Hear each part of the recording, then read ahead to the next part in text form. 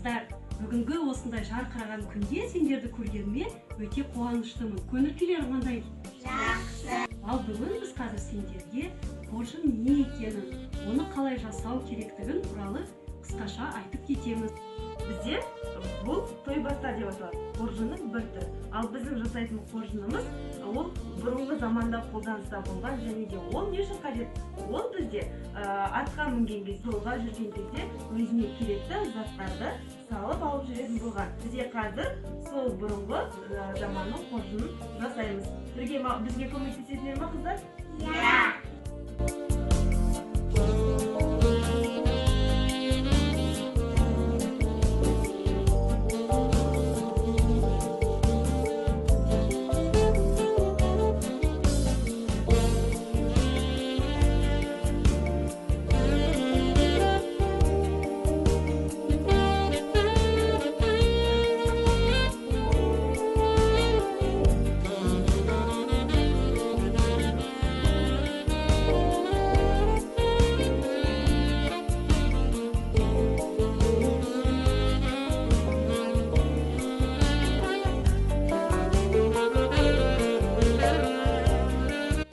Біздің негізгі тақырыбымыз рухани жаңғыру бойынша ат әбзелдері.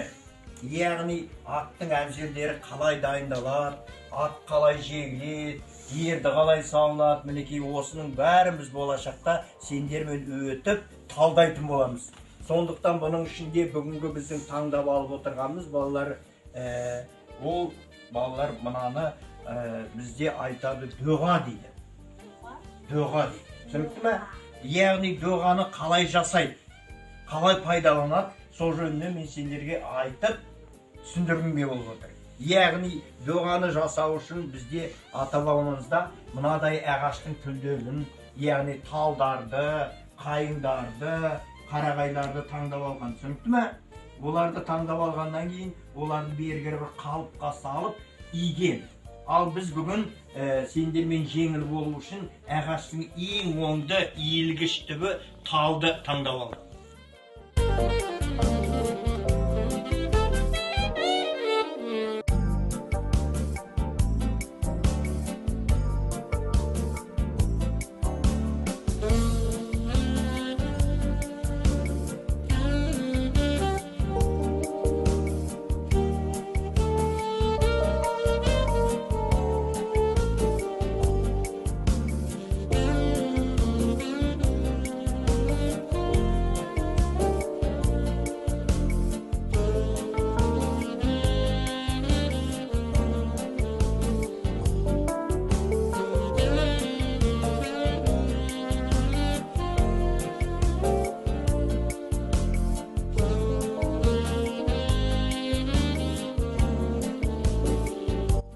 Талдан біз тек қана дұға емес, бұдан садақты істейміз.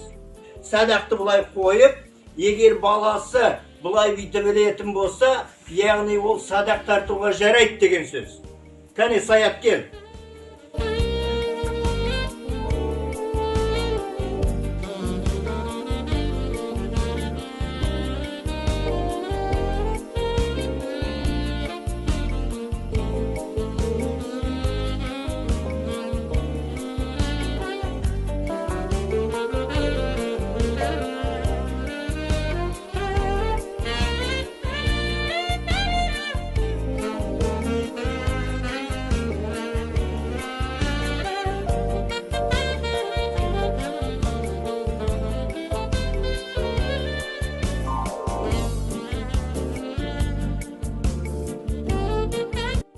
Осы жылқының әбзелдерімен, ат әбзелдерімен сіздерді қазір таныстырып етуге рұқсат етіңіздер. Бірінші мінекей жылқының басындағы тұрған мінекей мынау ноқтасы. Мінекей осындай кезінде жылқыға бірінші үйрету үшін ноқтаны таққан. Және ноқтаның екі жағынан ұстап жүру үшін қолға үйретілген мынадай шылбырлар таққан. Маны шылбыр деп айтады. Құданың басына тағап, енді келесі атты тазалау тәсілдері болған бізде ата-бабаларымызда. Яғни мінекей тазалайтын мынадай құралдар арқылы тазалаған. Көрдіңдер ме? Мінекей аттың үсті міне бұлай сипайды. Сипағанда оның өлі жүні түседі. сипап болғаннан кейін аттың үстінде қазақта ер тұрман деген болған. Мінекей ер тұрманымыз. Көрдіңдер ме?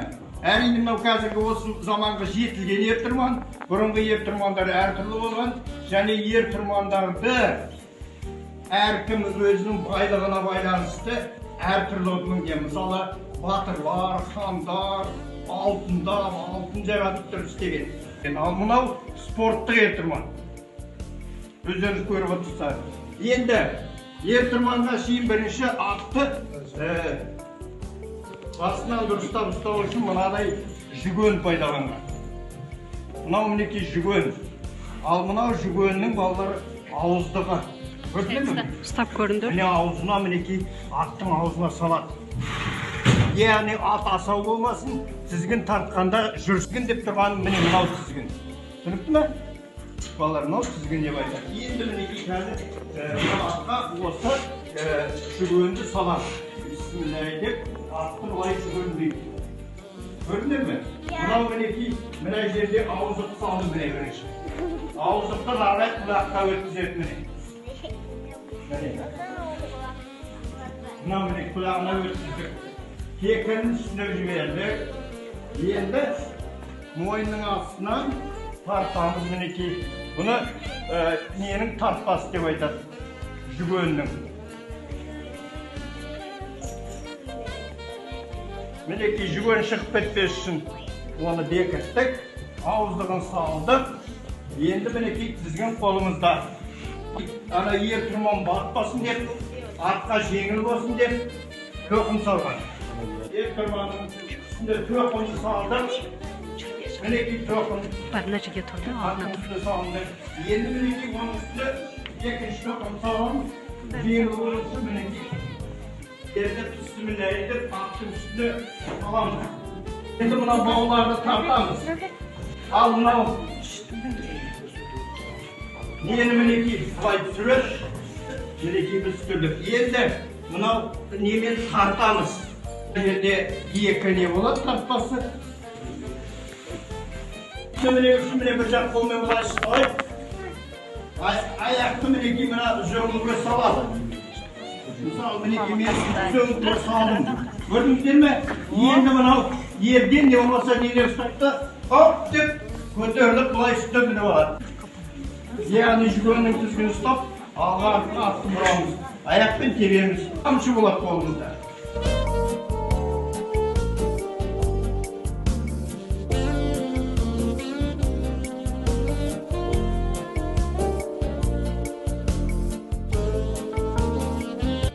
Мынау мінекей аттың басындағы тұрған жүгөні деп аталады. Оның ішінде жоқта болады. Мынау тізгіні деп аталады. Жүгөннің тізгіні.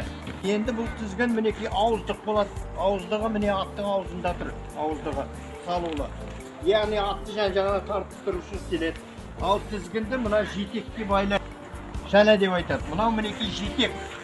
Мынау екі жағындағы жетек.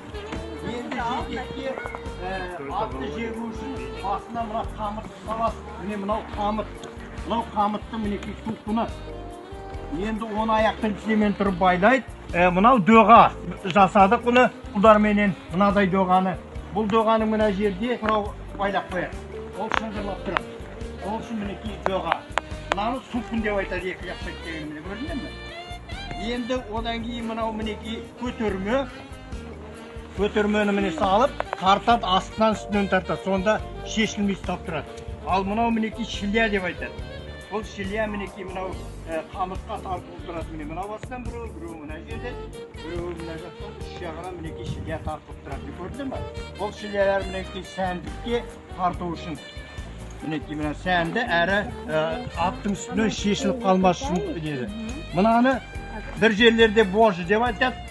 Не болмаса тізгін деп айтады. Мінекей тізгін божы мінекей жүрген уақытта тең ұстап отыру үшін.